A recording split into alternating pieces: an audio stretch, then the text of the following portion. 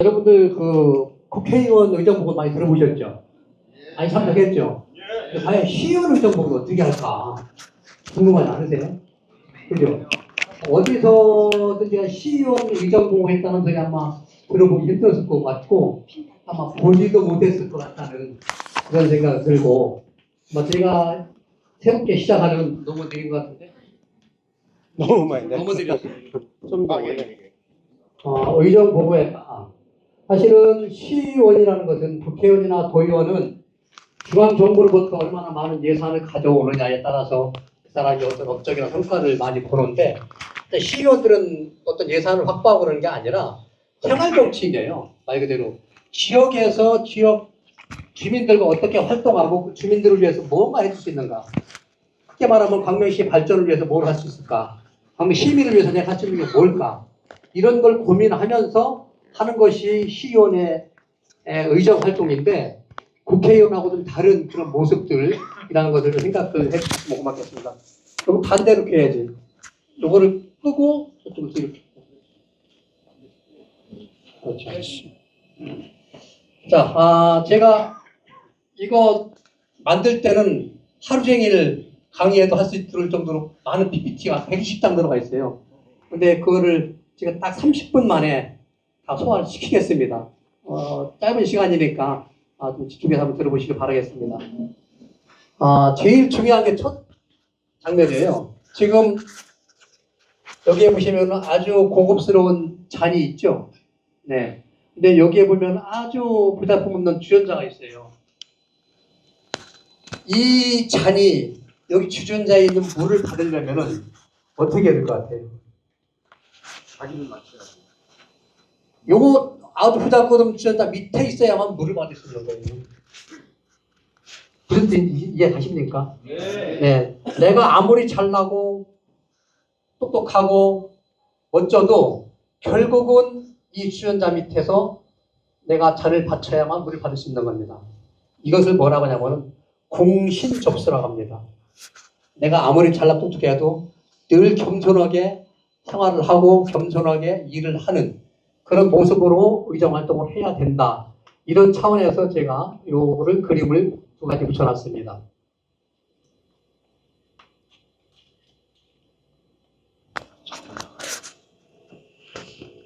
네, 옥차를 보시면은 이런 식으로 쭉 해서 내용은 많은데 넘어가던 곧바로 넘어가도록 하겠습니다. 저는 충남 당진에서 태어났어요. 당진에 태어나서 이제 고등학교까지 시골 촌놈으로 살아다가 고등학교 졸업하고 나서 이제 서울 올라가서 이렇게 생활을 했습니다. 그래서 연대 광명시의 동장을 맡고 있고 또 범죄연의 의원이고요. 민주평화통일사무 의원이 있고 대학교 경기교수 한 5년 동안 강의를 했고요.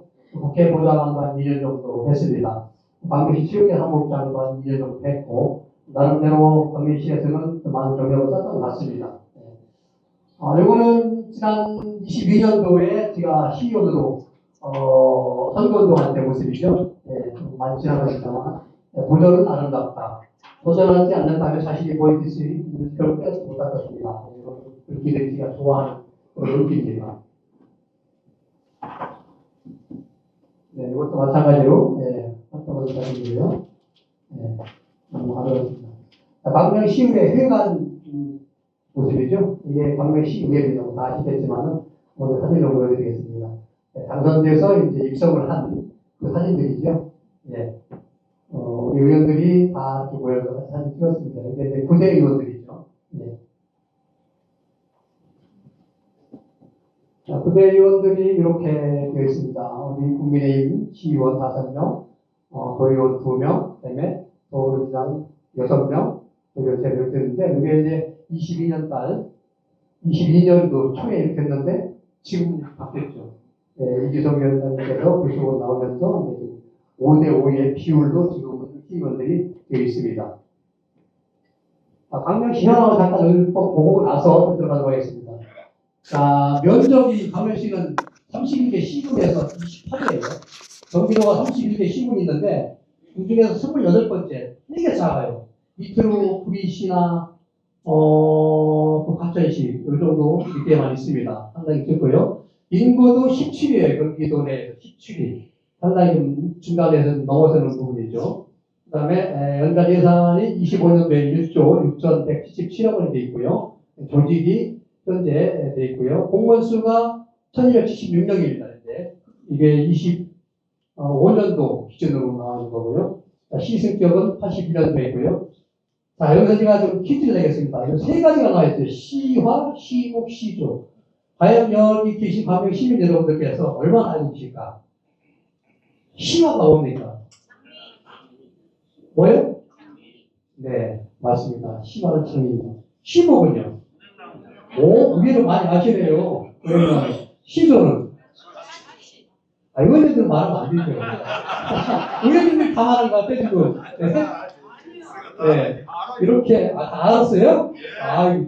모르는 줄 알고 또 지금 상당히 좀 깊게 생각했는데, 야, 역시 강릉 시민들의 애향심이랄까요? 상당히 강한 것 같습니다. 네. 강릉시 현황의 일반적으로 한번 보여드릴게요. 가장 크게 강릉시에서 이건 일반적인 건데요. 현재 강릉시 신도시가 준공 예정되는데 지금 31년도라고 그러는데 아직 멀었어요. 31년도. 31년도 어려울 것 같습니다. 뭐 내년부터 시작하는데 아직 보상도 지금 제대로 안 내려준 것 같아서 이건 좀 이럴 것 같고요. 한이 공공주택지구도 역시 마찬가지로 29년 12월 준공이라고 되어 있는데요. 오늘 올 12월 달에 착공을 한답니다. 이건 아마 잘 진행될 것 같고요. 강명시흥 테크노밸리도 이제 올 말에 준공한다고 했는데 이번에 우리가 여기 갔다 왔거든요. 국지문화관광에 좀 이따 설명드리도록 하겠습니다. 강명시흥 테크노밸리가 어디인지 한번 볼게요. 한번 클릭 한번 해보세요. 아이고, 나갔네요. 예. 안 되는 것 같은데. 예, 나도 되거든요. 구름산 개발하고 있고요. 철산한 재개축 재개발하고 있고, K혁신타운, 여기 어디냐면은, 청소년 복지관 있잖아요. 여기 부분을 이제 K타운으로 올 3월부터 출발합니다. 이 운동장이 있는데, 축구인들이 아주 너무 아쉬워하는 부분이 하나입니다. 그 다음에 K아레나라고 해서 사면석구에 초대형 공연장을 만드는데, 현재 한 2억 정도 용역을 준비하고 있어요. 여기는 아마 이게 쉽진 않을 것 같아요. 약 4조 원 정도 들어가요. 물론 중앙 정부에서 돈은 되겠지만은 너무 많은 돈이라서 아마 이게 좀, 박성원 시장이 야심찬 그런 정책을 피고 있는데 쉽지 않을 것 같습니다. 일찍동 쪽에 문화예술가 복합센터 공공도서관이 2월에 착공해서 2028년도에 착공하라고요. 문화복합단지, 과학산 들리공원 이런 것들이 강명시 현재 진행 중이고요. 지도를 보면 이런 식으로 되어 있습니다. 이게 강명시예요, 이게. 약간 고구마 같은 형태죠. 그거는 지역적으로 철산동, 그 다음에 강명 하안동, 구름산 도시개발 KTX 부분이고요. 강명 시흥 테크노밸리 이쪽 부분에 있습니다. 문화복합단지, 시선도시, 이렇게 된 부분이 바로 현재 신도시입니다. 바로 뉴타운 지역에 이렇게 되어 있죠. 예. 요게 이제 강명의 주 개발되는 지역이고요. 지난 1월 달에 19개 동에서 강릉 시민과의 대화를 계속 펼쳤습니다. 거기에서 시민들이 가장 많이 나오는 문제가 바로 이거예요. 광역시 교통 어떻게 할 거냐. 묻는데 사실은 답이 없어요. 여기 관계 공무원들도 답이 없다. 왜 그러냐. 이거는 사실은 민선 시장이 1995년도에 완전 민선 시장으로 바뀌면서 민선 시장이 정치인이 됐는데 정치인이 이 시위를 달다 보니까 정치인들은 자기가 정치하는 동안에 뭔가 성과를 내려고 효과를 봐야 되는데 그러다 보니까 이 기반 시설 이런 그 도시 계획을 장기적으로 내다보지 못한 거예요. 장기적으로 내다보지 못하고 강릉 뉴타운이 들어서고 그다음에 철산동 지역의 재개발 대학축 들어서고 그러다 보니까 교통에 대한 대란 문제를 해결하지 못하고 있습니다. 이런 문제가 지금 시민과의 대화에서 계속적으로 나올 부분 이런 문제입니다. 아직 상당히 심각합니다. 교통 문제가. 좀 이따 더 설명드릴게요. 근데 시에서 설명하는 거는 이렇게 서부권, 수도권 전남부 철도망이 7개가 지금 된다고 그러는데 첫째가 신천안 신림선, 신안전선, 올곡판교, 그다음에 GTX, G선 이렇게 나오다 그럽니다. 하나하나 보도록 할게요. 이게 신천안 신림선입니다. 신천, 여기가 이제 시흥시로 해서 영천 사거를 해서 하안동으로 해서 독산동으로 빠지는 요 선이 지금 이지석 위원장께서 상당히 중요하게 생각하시는 분이 요 신천 하안선이거든요. 요 선도 빨리 됐으면 좋겠는데 그러게 좀 계획은 돼 있지만 언제 될지 모르겠어요. 그 다음에 신안단전. 신안단전은 많이 알고요. 지금 거의 뭐 진행되고 있는데, 지난번에 사고가 나는 바람에 한 2년 정도가 연장됐습니다. 연기됐습니다. 이것도 빨리 개통을 해야 되는데, 좀 아쉬운 부분이 없잖아 있습니다. 그래서 광명에는, 광명 KTX 쪽으로 지나가려고, 신안단전이. 이런 것도 있다는 걸 알아두시면 좋겠고요.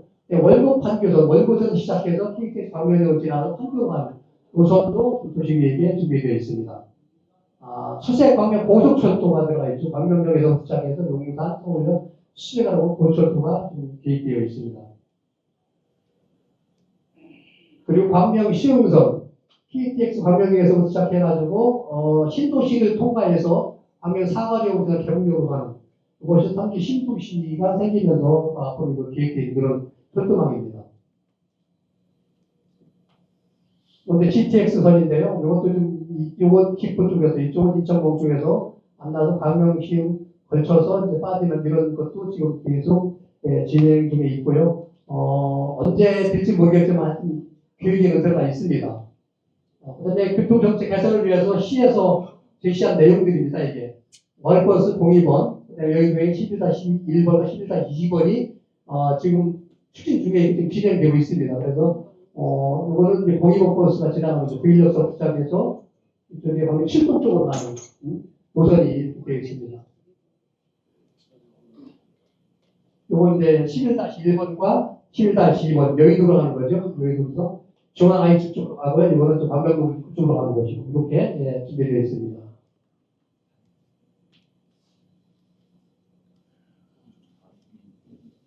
이게 이제 시에서 제시한 내용이에요. 월버스, 그 다음에 앞에 도로 확장하는, 이게 서울로 진입하는, 도로인데, 2030년 이후에 된다고 해요. 근데, 이게 보면 전부 다 양방향 2차로라고 되어 있잖아요. 제가 이걸 담당 과장을 불러가지고 물어봤어요. 아니, 양방향 2차로라고 하면 편도 1차선인데, 이게 가능하냐? 이렇게 하면 이게 무슨, 진입으로 차로가 되냐 했더니, 과장이 답하시기는, 서울시에서 구로구 쪽이죠. 이렇게밖에 지금 안 해준대요. 허가가 안 돼요. 일단은 이렇게 진행되고 나서 차후에 이걸 수정할 수 있어요. 지금은 여기까지만 허락했다 이렇게 말하더라고요. 그래서 참 2차 선이라고 답답한 거죠. 지금 이런 부분들이 좀 앞으로 계속 좀 개선해야 될 부분이라고 봅니다. 광명동과 철산동 나눠서 한번 제가 설명드릴게요. 광명동에는 이렇게 재개발, 재건축되는 부분이 있죠. 그래서 1할, 2할, 4할, 5할. 뭐 1, 2, 4는 지금 막 입주가 거의 다 끝나가고 있고요. 1할은 좀 있고요. 5할은 지금 진행 중이고요. 광명삼동 재개발 추진하고 있고요. 그다음에 6구역도 재개발 추진하고 있습니다. 철산 TBS 아파트도요. 동부대 진구 중에 있고요. 가요주택 정비 사업도 지금 추진 중에 있습니다. 이거 한번 크게 한번 해보실래요? 어떻게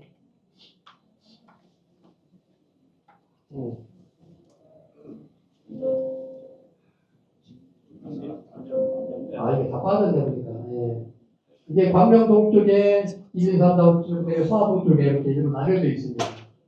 그 다음에, 광명동 쪽에 광명 4거리, 사거리역 전체를 이렇게 신설했고요. 공영주차장, 3층에, 시장 공영주차장 아시죠? 그 3층에 공원이 조성된다는 거. 그것도 안 되죠. 다 빠진 것 같아요, 그러니까. 잘못된 것 같아요. 그다음에 광명 삼동 행정센터가 실주 공사 중에 있고요. 그다음에 여기 상당히 많은 부분들이 있고요. 목감점 저유지가 지금 조성 중에 있고요. 광명 쪽 배치됐고 있고요. 그다음에 2구역 내 광명 2구역에 초등학교가 들어서는데 복합시설로 1, 2, 3층은 복합시설로 4층부터 학교가 들어서고요. 근데 광명 1구역 내 학교 부지는 아직 특별히 결정된 게 없습니다.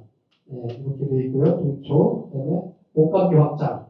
이 사진이 다 빠져가지고 보여주지 못해서 좀 아쉽습니다. 철산동에는 또 이렇게 8구단지 재건축에서 이미 들어가 있고요. 11단지는 1월달 입주가 되고 있고요. 12단지, 13단지 진행 중에 있고, 염도 밴드 추진 중이고요. 철산시장과 철산중앙시장도 지금 추진 중에 있습니다. 현충터널 공사 중에 있고요. 광복로 전 진주가 지금 매설 계획되어 있습니다. 그리고 국민체육센터도 냉난방 시설, 샤워실을 좀 이 무대를 하기 위해서 추경이 물러온다고 지금 이해가 되어 있습니다. 광명 시민공학센터가 한번 철거 완료하면서 지하 2층 발상 7층으로 만들어진 게 성현역 옆에 있는 거예요. 성현역 옆에 있는 거. 자율주행 전차가 시범운행 올해부터 시작한다는데 첫산역에서 광명동까지 이렇게 지금 첫산동 쪽에서 이런 현황을 보여드렸습니다. 지방자치 시대와 의회의 역할, 본격적으로 의회의 역할들이 뭔가를 제가 보여드릴게요. 지방자치 시대라는 것은 중앙정부로부터 벗어나서 지방자치가 스스로 생활권력을 결정해 나가는 그런 시대인데요. 91년도에 시작했죠. 현재 그대역이고요. 95년도에 민선에서 완전한 민선 자치단이 시되면서 완전한 지방자치가 실현되고 있다는 거 말씀드리고요. 의회의 역할을 좀 보도록 하겠습니다.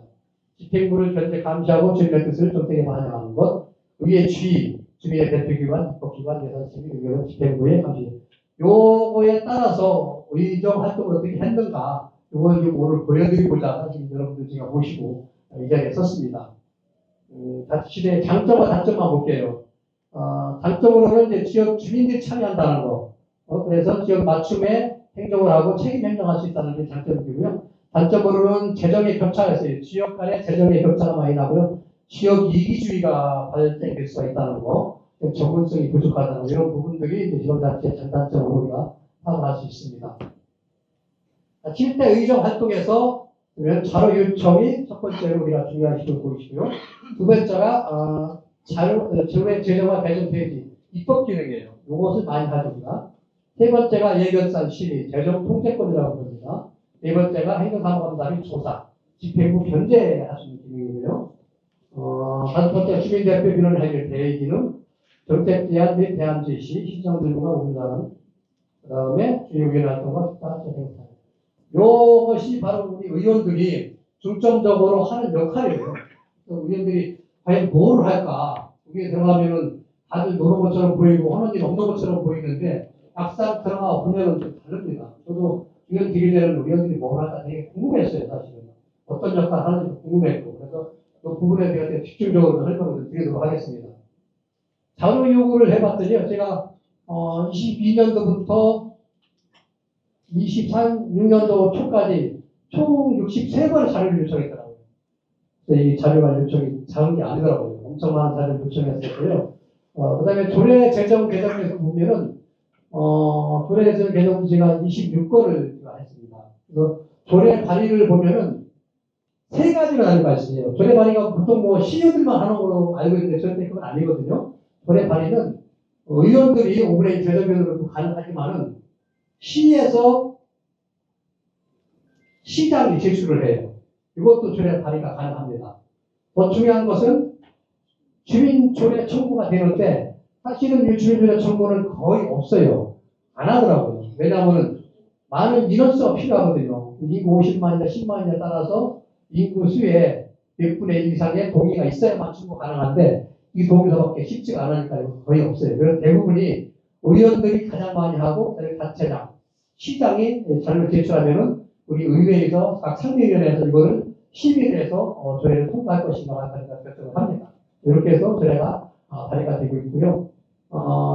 참된 그 지방자치라는 주민이 참여를 얼마만큼 하느냐에 따라 달라지는 건데요. 첫 번째가 주민 발의를 할 수 있고 아까 말씀드렸죠. 두 번째가 주민 투표입니다. 어떤 중요한 문제가 있을 때는 주민들 투표만 할 수 있어요. 그런데 주민 투표는 투표 청구권자의 12분의 1의 동의가 있어야만 가능합니다. 이런 것도 사실은 게 거의 없어요, 사실은.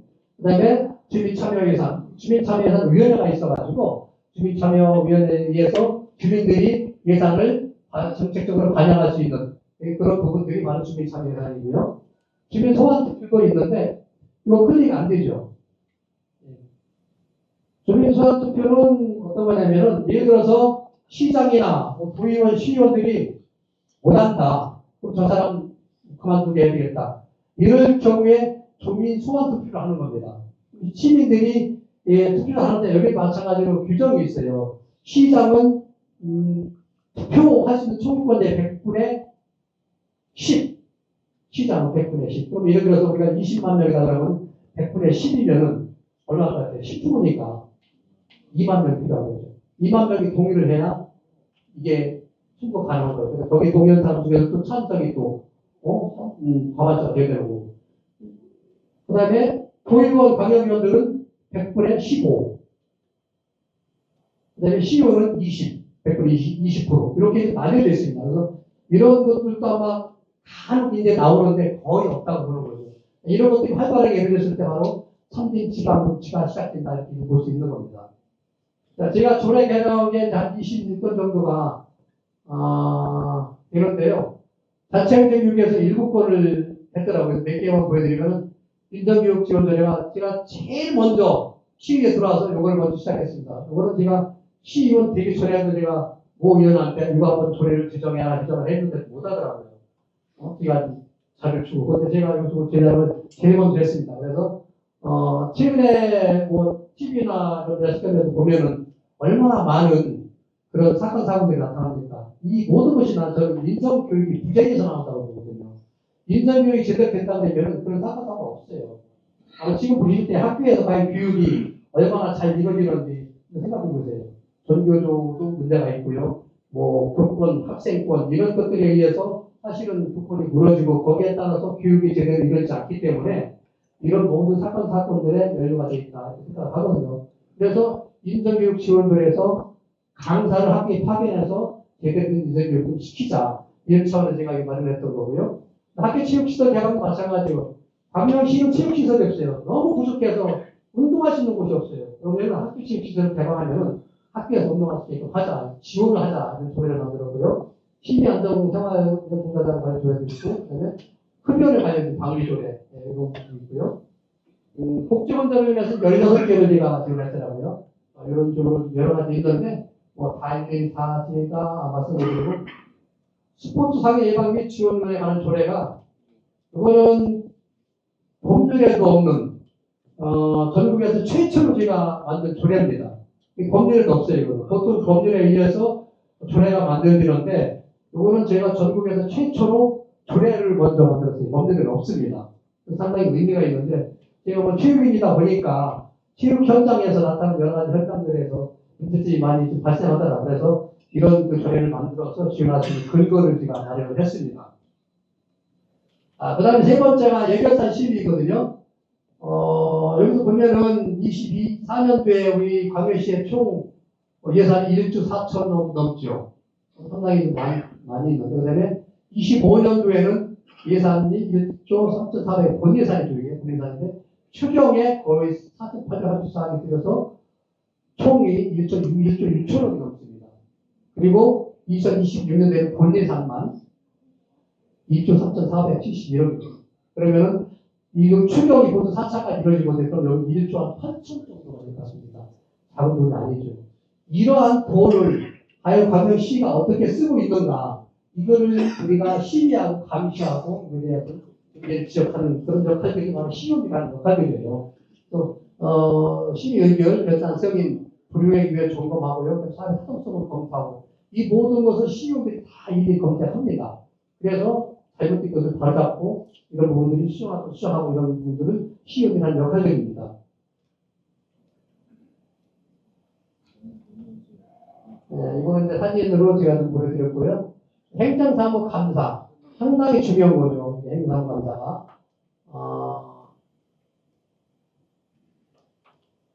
첫 번째로 집행기관의 조례는 행정업무 전반적 포괄적인 감사하는 것이고요. 두 번째가 특정 문제에 대한 국제적인 조사를 할 수 있는 것이 행정사무감사 조사고요. 세 번째는 정책 집행의 문제점과 개선 요구, 시정 촉구할 수 있는 공사가 지연되다든지 예산이 증액된다든지 사업이 부실하다 그러면 왜 그랬는가 이런 거에 대해서 꾹꾹 해묻고 여기에 잘못된 것을 지적해서 바로잡는 그런 역할들을 행정사무감사에서 시의원들이 역할을 하고 있습니다. 제가 시의원이 되면서 가장 깊게 봤던 것이 바로 신세계 잉여금이라는 것인데 신세계 잉여금은 시에서 쓰고 남은 돈이거든요. 한마디로 얘기하면. 이 쓰고 남은 돈이 많이 남아있다는 것은 시가 효율적으로 예산 집행을 못했다는 근거를 제시하는 거거든요. 상당히 문제점이 있는데 전국적으로 5.7%, 5에서 7%고요. 방역단체 경기도만이 3.4에서 6%인데 우리 기준한테 평균이 5에서 8%예요. 보통. 근데 광명시는 어떤가? 22년도에 13%가 넘었어요.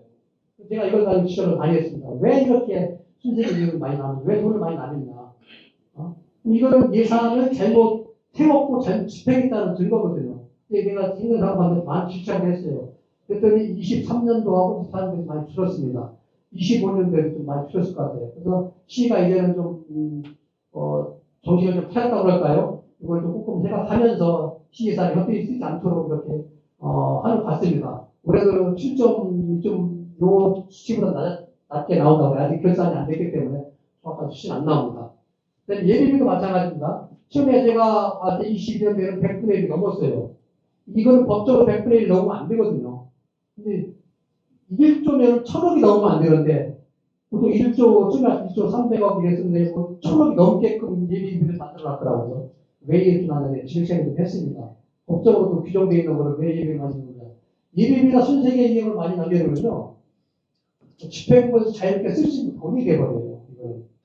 추경에도 하고, 다른 사업에도 쓰고, 예비비가. 그렇기 때문에, 이런 부분을 철저히 감시해야만 시에서, 재정을 효율적으로 쓸 수 있다. 그런 부분에서 이런 부분이 상당히, 행정사무관들한테 중요한 것으로 밖에서 제가 지적을 많이 했던 그런 부분입니다. 자, 가장 중요한 게 재정 자립도와 자주도예요. 많이 들어봤죠? 어느 시에 재정 자립도가 얼마 된다. 재정 자립도가 얼마 된다. 재정 자립도는 그 시에 얼마나 잘 사는가에 척도가 되는 거예요. 그 재정 자립도가 높을수록 그 시가 잘 사는 시가 되는 거예요. 지금 경기도에서 가장 잘 사는 시가 어디냐면 성남시예요. 성남시의 재정 자립도가 상당히 높아요. 경기도 평균보다 높을 겁니다. 성남시가. 성남, 용인, 화성 이런 큰 시기도 하고 그런 데는 수입원이 많아요. 성남도 그렇고 용인도 그렇고. 그러다 보니까 재정 자립도가 높은데 광명시 같은 경우는 30.8%. 이게 24년도거든요. 상당히 낮은데 그래도 경기도에서 한 22 정도 되더라고요. 경기도에서. 상당히 낮아요. 근데 재정 자립도가 낮으면은 재정 자주도는 요 자체 수입이 지방세 세액 수입인데 여기가 아닌 자체 수입이 아닌 부분에 자주 재원이 들어가거든요. 이 부분이 뭐냐면 지방교부세. 지방교부세라는 것은 중앙정부에서 내려오는 돈이에요. 지방교부세는. 그다음에 조정교부금은 도에서 내려오는 돈이에요. 예산. 그래서 달라요. 이거는 중앙정부에서 내려오는 돈이고 이거는 도에서 내려주는 거예요. 보전금은 도나 정부에서 다 내려주는데 요거를 내려줘서 요 수치가 올라갑니다. 그래서 이 재정 자립도가 낮은 지역은 이런 보조금이나 교부금들이 좀 많아요. 그래서 이렇게 올려줘요. 이렇게. 그렇게 해서 그 시가 운영할 수 있게끔 합니다. 그래서 우리 자체적으로 이걸 높이기 위해서 많은 노력을 해야 되는데 지금 이걸 높이기 위해서 하는 것들이 광명시 테크노밸리 같은 데서 앵커기업을 유치하다든지 경제자유지역을 설정을 해서 많은 기업들이 유치한다든지 이렇게 해서 하는 것이 바로 이제 시의 정책인데 그래서 올해는 기업 투자 유치과라는 그 과도 설립해서 많은 기업들 유치하려고 많은 노력을 하고 있습니다. 그래서 이 재정 자립도를 높이는 것이 시에서는 시장이 할 일들입니다. 상당히 중요한 부분이라고 볼 수 있는 거죠.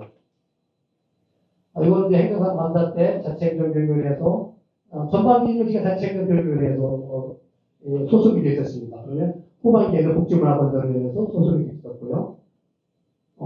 이제 다음이 다섯 번째가 대의기능입니다. 광명시의 시의원이나 도의원이나 시장은 주민이 뽑아준 시의원으로서 주민의 어떤 대표로서 권한과 의무를 가지고서 일을 하는 것이 바로 의원의 역할이거든요. 그래서 항상 그 시의원들은 주민들과 밀접하게 관계를 가져야 되는데 그럼 할 수 있는 게 뭐냐? 바로 간담회입니다. 간담회는 시에서 요청할 수도 있고 또 주민들이 요청할 수도 있어요. 그러면 그 사람들이 가지고 있는 애환을 들어줌으로써 시에서 할 수 있는 일이 뭔가 같이 토의하고 연구하는 그런 것들이 이제 간담회를 주로 많이 합니다. 간담회도 보니까 상당히 제가 많이 좀 했더라고요. 이게 경기 꿈학교 간담회라든지 네, 어린이집 총연합회 간담회도 같이 하면서 어린이집 활성화에 대해서 논의했고요. 보건단체에서도 간담회를 요청해서 간담회 하면서 지원 정책을 마련을 했고요. 가면 사랑의 집, 예, 간담회고요. 공익활동지원센터, 예, 그다음에 광명시흥 주민대책 기금 비달 이런 것도 상당히 좀 좀 의미 있게 부분이거든요. 현미 신도시에서 김대택 총회 그 위원장님이신데, 지금까지 더디게 진행되니까 이걸 빨리 진행할 수 있게끔 좀 해달라. 이런 것들이거든요.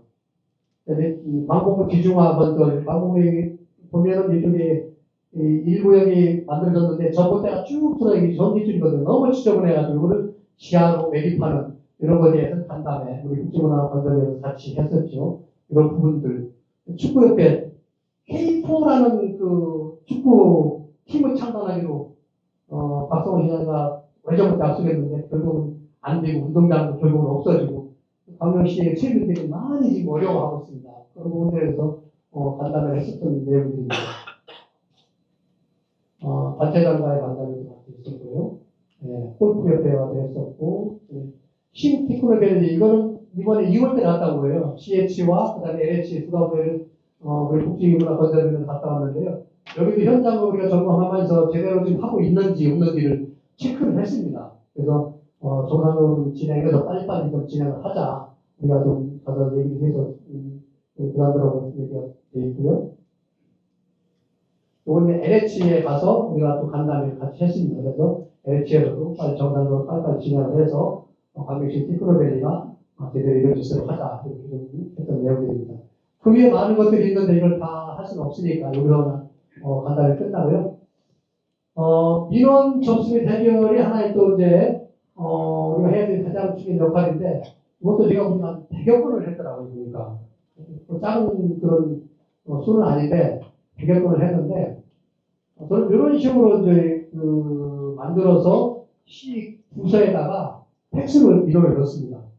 그러면 시 부서에서 여기에 대한 답변을 주고 같이 현장으로 나가고 해결합니다. 이런 부분들이 이렇게 해서 마찬가지로 여기 주택과 하수과에서 이렇게 공사장 때문에 갈라졌다 민원이 들어온 거죠. 이것들을 직접 다 사진 찍어서 그걸 담당 과에다가 팩스를 받아서 처리하는 그런 과정. 그래서 여기 보면 중간 보고를 합니다. 어떻게 했다. 그러면 그 해결되면 안 되는 하고 물론 해결이 다 되는 건 아니에요. 이게 그런 식으로 시험을 소통을 하면서 해결해 나갔습니다. 6번째가 정책 제안과 대안입니다. 그래서 시정지를 우리가 보통 하는데요. 제가 처음에 했던 것이 공공산후조리원 건립 필요성. 이거를 이제 왜 했냐면은, 전국적으로 출산율이 상당히 떨어지잖아요. 출산율이 떨어지기 때문에 이거에 대한 정책적으로 좀 대책을 세우자. 그래서 했던 겁니다. 22년도에 0.78로 했었는데, 전국적으로 76%도 떨어졌고요. 경기도는 8.4에서 18로 떨어졌고, 광명시는 7.6으로 좀 24년 기준으로 많이 떨어졌습니다. 이게 점점 더 떨어질 것 같아요. 그죠? 이런 부분들에 대해서, 우리 젊은 그 청년, 신혼 부부들이 좀 걱정 없이 아이를 좀 출산할 수 있게끔 하기 위해서, 산후조리를 필요성을 제가, 시정 질의를 했었던 내용입니다. 근데 이런 것들을 좀 걱정을 하더라고요. 공공과 민간의 마찰. 근데 공공이 그때 사실 몇 개 안 됐거든요, 민간이. 그래서 하나 있었는데, 이런 것들이 있어 지금 이게 시행이 되지 않고 있습니다. 두 번째가 어린이 병원 지정 및 지원 방안에 대해서 했던 것이고, 소아 청소년 전공의가 20년도만 7.74% 정도가 지원율이 있었는데, 23년도에 15.9%. 그러면 지금은 10%가 안 될 거예요. 왜냐하면 점점 아이들이 출산율이 떨어지니까 아이들이 소아과를 지원 안 하는 거죠. 가장 인기 있는 과가 뭔지 아세요? 가장 인기 있는 과 의대에서 정신과. 옛날에는 성형외과라든지 치과 있으면 지금 정신과예요. 정신질환 쪽이나 정신신경 쪽이나. 네. 점점점 이 각박해 있는 세상에서 사람들이 정신적으로 문제가 엄청 많답니다.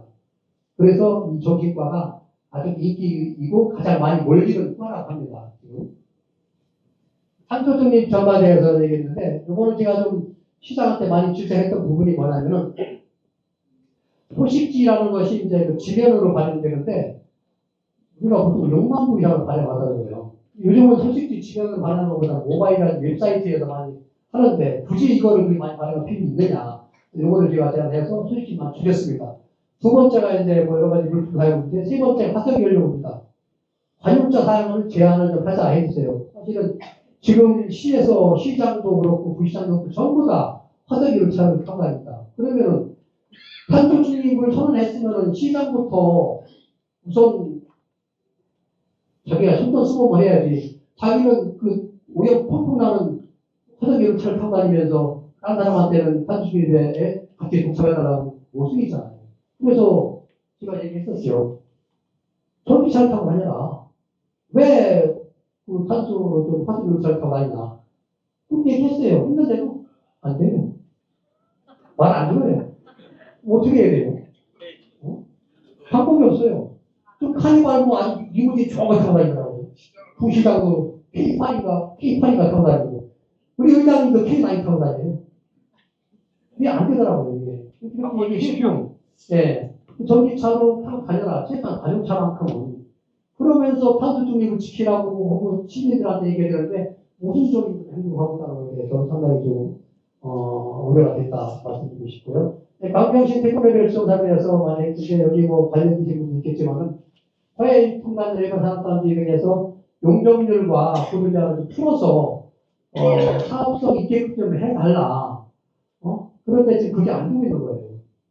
고도제한도 뭐 6층 뭐 용적률 400% 원래 법적으로는 1,100%까지 돼 있는데 방금 시만큼은 400%로 낮췄단 말이죠. 왜 그러냐 했더니 기반 시설이 안 돼 있고 교통 환경 평가에서 안 되기 때문에 안 된다. 그렇게 얘기해요. 그래서 지난번에 엊그제 우리가 LH 갔다 오랬죠. LH 가서 제가 얘기했어요.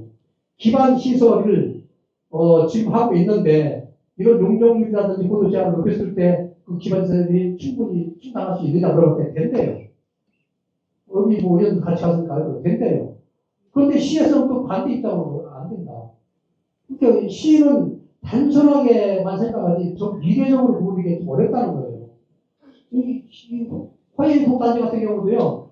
여기 사업자가 안 나와요. 왜냐면 거기 사업자 들어가봤자 토내기 때문에 사업 시행자가 안 들어온단 말입니다. 토만 닦고도 건물을 지었는데 건물을 못 지고 있어요. 아직까지. 그럴 수 있단 말이에요. 산업단지 같은 경우도 일반 화해인폭단지나 사업단지는 현재 살고 있는 지역 주민들이 가는 거예요. 현지 신도시에서 사는 어떤 분들이 일로 가는 건데 그럼 이 사람들한테 정착할 수 있게끔 모든 조건이라든지 환경을 만들어줘야 되지 않느냐. 제가 그 얘기를 했어요. 여기 시경 측에서. 근데 이렇게 해도 시장의 권한이 엄청납니다.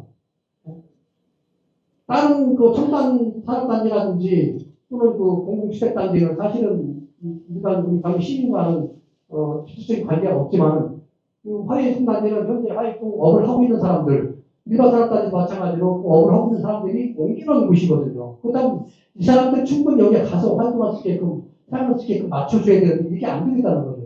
그 진영규 회장님이 계시겠지만 늘 그것 때문에 우리가 간담회하고 소통하고 그쪽에서 발생하는 문제점들을 얘기합니다. 우리도 이거에 대해서 시오고 얘기하고 시오는 뭐 얘기하면 고려하겠습니다. 참조하겠습니다. 적극적으로 검토하겠습니다. 그러고 나서 그냥 시간 지나가고 이런 것들이 계속 반복되고 있다는 것이 참 안타까운 현실이라는 것이 여러분께서 말씀드리고 싶고요. 그리고 시정 질문하는 그런 그 사진을 제가 좀 보겠습니다.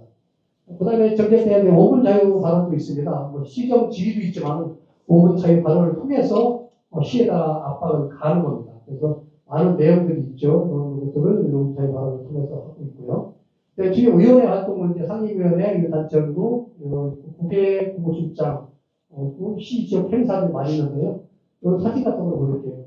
상임위원 3개가 있어요. 운영위원회, 복지문화원도 자치행정 3개가 있는데 각각의 역할이 다 다릅니다. 복지문화는 경제문화 있고요. 자치행정은 기획조정, 행정부, 감사담당, 평사답 이런 것들이 각각에서 담당하고 있습니다. 상임 활동할 때 사진들을 좀 보여드리고요. 강명시 생활직 발전 연구회가 이제 나름대로 하는데 제가 이제 대표로 해서 생활 발전을 위해서 중앙대학교와 같이 연구를 해서 강명시 책 발전을 위해서 했던 그 활동입니다.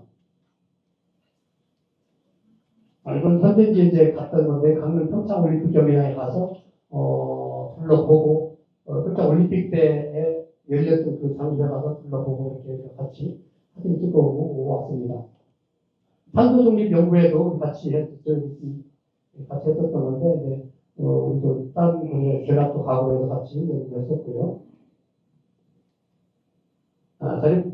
정부지원 지방 청년 지원 방안 연구회 경매차림 지금 청년들이 몇 명 안 되지만 이 사람들이 보육원이나 또는 그런 시설에서 나와서 자기만은 상당히 애로점이 많습니다. 그래서 거기에 대한 지원하는 방안을 같이 연구했던 부분입니다. 이제 보통 의원들이 1년에 한 번씩 국외 출장을 갑니다. 그런데 저는 딱 2번 갔다 온 것 같아요. 말레이시아 한번 갔다 왔고요. 그다음에 이따가 보여드리겠지만 호주를 갔다 왔습니다.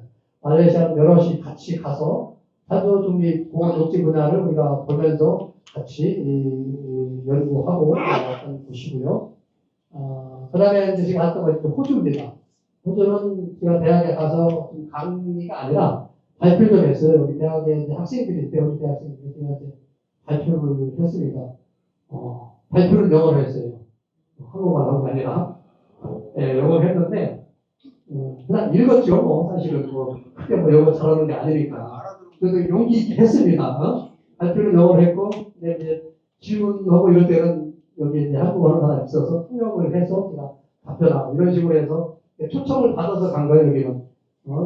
대학교에서. 여기 이제 인터내셔널 커리지 오브 매니지먼트, 국제 경영대학이라고 있는데, 시드니에서 여기에서 초청을 받아서 갔거든요.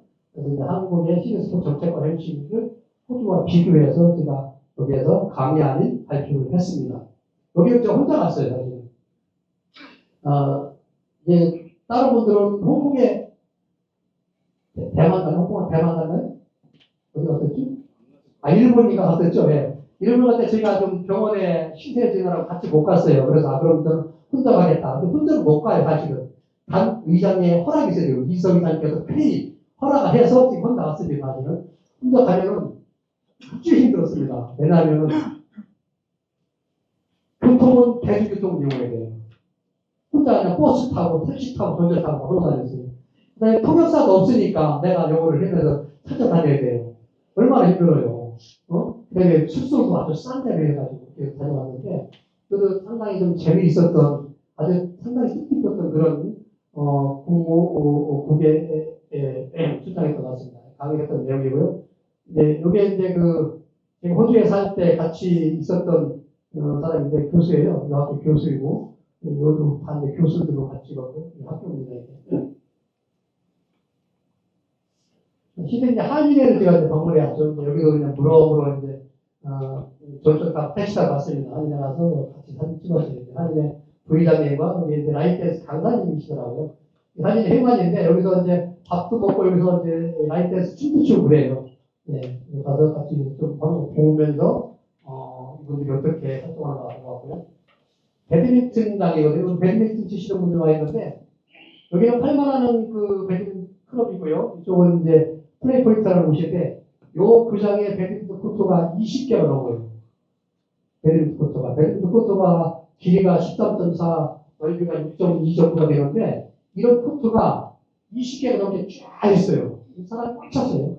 엄청 많은 좀 넓은 데서 사람이 많이 하고 거기에서 여기 이 사람 인도 사람이더라고요. 같이 배드민턴 치면서 나이가 꽤 많았어요. 한 70, 90 분인데 같이 좀 운동을 해봤고요. 플레이 포인트도 가서 여기 수영장을 같이 올라가면서 운동도 해 직접적인 체험을 좀 해봤습니다. 이제 시드니 밖에서 파크런이라고 있는데 매주 토요일마다 파크런 공원에서 달리기 하는 거예요. 5km 달리기 하거든요. 또 직접 좀 뛰어봤습니다. 근데 상당히 좋아요. 공원이니까 주변 환경이 너무 좋습니다. 그래서 상당히 재밌게 뛰고 왔는데 강아지를 데리고 뛰는 사람, 애기용 소금차로 뛰는 사람 상당히 다양하게 많은 사람들이 있었습니다. 이렇게 많이 있었고요. 갔다 와서 또 이제 운영한 사람들하고 같이 사진도 좀 찍었습니다. 이게 로우볼이라고 해요. 이게 잔디밭이거든요.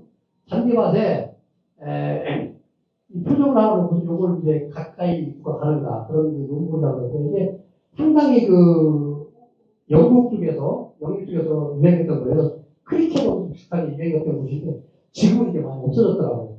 옛날에 제가 호주에 살 때는 이게 많이 했던 걸 기억하면 지금 같으니까 거의 없어졌더라고요. 이거 찾아서 좀 헤매면 다녔는데 여기 현지인한테 좀 배웠습니다. 배워서 했는데 재밌더라고요, 나름대로.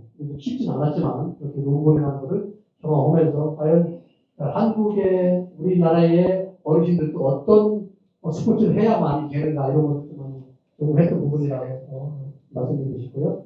이거는 좀 제가 개인적으로 했던 것이거든요. 아시아 스포츠부 개학에서 학술 발표회 제가 대만에 한번 가서 발표를 했던 건데 오늘 제가 발표한 게 아니라 여기 보면 이제 대런코라는 사람이 있고요. 이제 정옥집이 있고 재원 강이 있는데 같이 공동 연구해서 발표를 합니다. 이 사람이 이제 호주 사람인데 이 사람이 직접 오랄 스피킹을 해서 발표를 했고 저는 이제 도와주는 형식으로 같이 갔다 왔습니다. 홍성호가 발표했던 건 시민과대 이런 것들이 행사들이 시의원들이 다 하는 것들이에요. 상당히 많은 그런 역할들을 하거든요. 기업 방문이라든지 일본과 교류도 하고요. 또 민원이라든지 지역에서 사건 해결을 항상 찾아다닙니다. 그래서 이런 비 많이 왔을 때 가서 같이 도와주고 같이 준비해주고 점검하고 대책을 세워주고 그런데 2023년도에 홍순아 씨 가서 또 점검사도 했던 거고요. 안양천에서 청소했던 부분들이고요. 마라톤 대회도 같이 나가서 시민들과 어울리기도 하고, 현충원 예배도 가고요. 이런 것들이 다 이제, 의원들이 해야 될 역할들인데, 상당히 행사들이 많습니다. 다 찾아다녀야 돼요. 어쩌다 못 찾아가면은, 그런 말에 코빼기가 미친다고 막 그래요. 그래서 안 찾아갈 수가 없어요. 10번 찾아가다 한두 번 안 보이면, 그 의원 말이 동네에 안 나타난다고 이런 소리예요. 그래서 상당히 좀, 우리 안 할 수가 없어요. 먹고 시작할 때도 인사를 다니시라고 인사를 해야 돼요. 그렇게 다 찾아다녀요. 여기 안 오잖아요? 예를 들어서 안성환 의원, 김정 의원, 나 여기는 CC 지역구역이거든요. 나만 쪽 빠지면 누구는 왔는데 누구는 안 왔다 막 이래요. 안 갈 수가 없어요. 거의 이제 찾아다닙니다. 독촉발표 점검도 들어갔고요. 어머니, 독촉 어머니 행사에 따라 같이 가서 교통활동도 하고 또 우리 교사한테도 하고 이거는 도로시 출정식에 같이 참여해야 되고 또 교통공사도 그렇게 해야 되고 할 일이 무지무지하게 많아요. 시험도 노력이 아닙니다. 네? 좀 이런 것도 보시고 시험도 그냥 격려 좀 많이 좀 해주세요. 네? 이런 것도 있고요. 신나무 대회 가서도 같이 격려해주고 같이 찍고 대회도 있고 안녕생 물장 개장하기 전에 가서 제대로 돼 있는가 점검을 합니다. 이렇게 점검도 하고 긴장도 나거든요 저희가. 네? 동마다 다 다녀야 돼요. 이 사람 누군지 모르겠어요. 네? 무슨 손가락을 올렸는데 누군지 모르겠어요 사람이. 네? 다 가서 동마다 지역구 동은 꼭 가야 됩니다. 가서 같이 신장도 해줘야 되고요. 네. 네. 그 다음에 이제 의정 활동에 대한 언론 보도를 제가 좀 찾아봤어요. 찾아나고 좀 꽤 시간 많은데 강명 지역에서 지금 활동하는 그 언론사의 홈페이지를 제가 찾아봤습니다. 그랬더니 얼마나 제가 많이 나왔냐면은 100여 건 정도의 뉴스 신문 기사가 나왔더라고요. 엄청 나왔더라고요. 근데 몰랐어요. 이렇게 많이 나왔는지. 엄청 많이 나왔는데 이런 것들 신문 기사가 날 때는 사실은 여기 기자분들 많이 계시지만 그냥 안 해주거든요. 진짜로 그게 의미가 있고 그 부분에 대해서 시라든지 아니면 의회라든지 어떤 데서 충분한 가치가 있을 때만이 이 신문을 실어주거든요. 부탁해도 그 가치가 없으면 안 해줘요. 사실은. 그런데 불구하고 이렇게 많은 부분에서 해준 거에 대해서 너무너무 제가 감사를 드리죠. 많은 분들이 신문에 났다는 걸 보고서 내가 좀 많이 했구나 이걸 보면서 느꼈습니다. 네. 이거는 이제 행정사무감사 때 이런 부분에서 지적한 거 조례 이런 것 때 하면서 업무 보고 때라든지 조례 제정 때라든지 이건 지난번에 의정 보고할 때 뉴스 나왔던 거고요. 이런 것도 좀 많이 있고요. 또 광명시민 시민을 밀어는 안 된다. 이거는 광명시하고 시흥시하고 이제 같이 10분씩 만들잖아요. 경계가 있는데 광명 시민이 시흥시에 가서 할 수 있게끔 이렇게 한다는 그런 내용이 있었어요. 그래서 말도 안 된다는 걸 제가 얘기했던 그런 내용들입니다. 아까 제가 얘기했던 건 전국 최초로 만들었던 조례, 법에 넣는 조례를 만들어서 지금 이제 이거를 준비되어 있습니다. 이런 것들이 이제 제가 좀 했던 역할들입니다. 별거 아닌 것 같아도 상당히 많이 움직여야만 되는 그런 내용들이거든요. 그래서 시간이 많이 지났습니다. 자, 지금까지 제가 했던 역할들을 간단하게 하나 말씀드렸는데 보통 7대 영역으로 제가 나눠서 말했잖아요. 1번부터 10번까지. 이 자료를 다 넣을 수가 없어요. 근데 많이 넣은 겁니다. 다 넣을 수 없는데, 많은 부분에서 했는데도 불구하고 자료는 다 찾지도 못했고, 다 넣을 수도 없었어요. 그래서 제가 의정 활동을 4년 동안 했다는 거를 간단하게 보여주는데, 시의원이 할 수 있는 의정부는 이거예요. 다른 거 없어요. 그죠? 박수 한번 쳐주세요, 이러면. 네, 고맙습니다. 근데, 사실은 시의원들은 의정부를 안 하는데, 지금까지 안 하는 거로 이렇게 해왔거든요. 근데, 제가 좀 특별한가 봐요. 자꾸 이런 거 하려고 그러는 거 보니까. 한 열흘 동안 컴퓨터 앞에 앉아가지고, 이거 하느라고 엉덩이에 종기가 지금 눈이 아파가지고 나중에 컴퓨터가 안 보이더라고요. 근데 어쨌든 이런 식으로 해서라도 여러 시민들과 만나보고 또 시의원으로서 해야 될 역할이 뭔가를 알려줘야만 시민들도 시의원들이 놀러 보는 게 아니다. 나만 하는 게 아니라 다른 식으로 똑같아요. 지금 이런 식으로 다 하고 있어요. 이게 나만 한다는 게 아니거든요. 예. 다른 시의원들도 저보다 더 많은 걸 하고 있고 이렇게 다 하고 있습니다. 다른 시의원들은 용어를 발표하는 건 제가 대표로 발표한 겁니다. 사실은. 대표로서. 예. 그렇게 알아주기 바라고요. 자, 앞으로 의장 활동을 어떻게 할 거냐? 어떻게 했으면 좋겠어요? 네? 이거예요. 앞으로 의장 활동 다른 거 없어요. 지금까지 했던 걸 더 잘하면 되죠. 그죠? 예. 그래서 앞으로 제가 할 의장 활동은 이런 식으로 지금까지 했던 거를 더 잘하는 그런 시의원이 있도록 여러분들께 약속을 하고요. 여기서 제가 할 수 있는 일은 여기까지 갔습니다. 늦은 시간까지 이 자리를 빛내주신 여러분 감사드립니다. 고맙습니다.